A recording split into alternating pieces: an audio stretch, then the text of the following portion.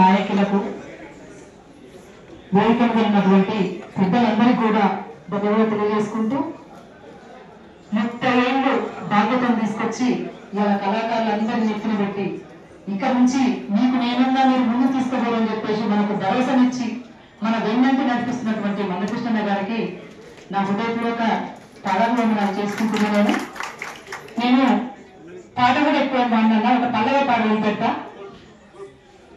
ఒక్కటే నేను చెప్పాలనుకుంటున్నా, అది మరి మీరు ఆ హామీ మీరు ఇస్తారా కృష్ణన్న ఇస్తారా అనేది నేను చెప్తా.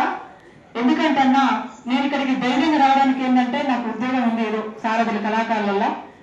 నేను మిట్టపల్లి సురేంద్ర అన్నను, భరత్ అన్నను, విద్య రామదాస్ అన్నను వీళ్ళందరినీ చూసి కూడా వచ్చా బాగాలేకపోతే నాకు పోతుంది, బాగాలేదంటే నాకు ఉంటుంది పొడవన్నట్టుగానే నేను మొదటి నుంచి కూడా అట్లా వస్తున్నా, అదే ధైర్యంతో వస్తున్నా. నాకు అన్న సోమనన్న అన్న మా ఉద్యోగం విజయవంతంగా సోమన్నది, నాది, సందీప్ గారిది, ప్రసాద్ది ఆల్రెడీ మనకి సమర్పించిస్తాం. అయితే నీకు విషయం చెప్తా, ఇది మన ఆత్మ పోరాటం, మన అస్తిత్వ పోరాటం. దీనికి ఉన్న ఉద్యోగానికి సంబంధం లేదు. మనం చేసేది రాజకీయం కాదు, ఓకేనా?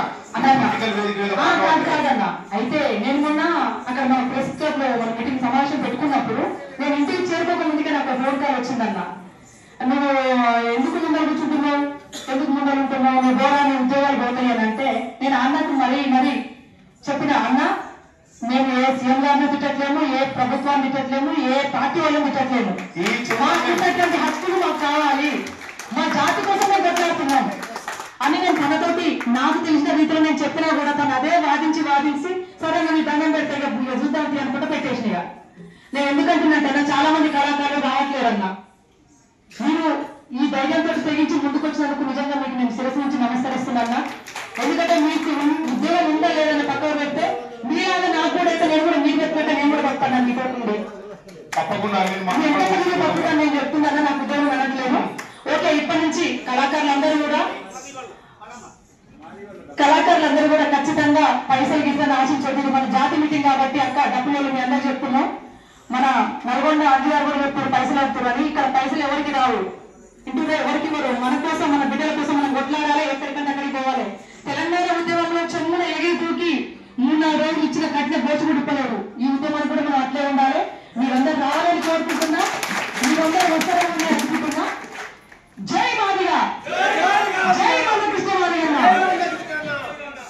జై ఎత్తర తర ఎత్తర కొత్తర తొడగొత్తర మాదిగా గుండె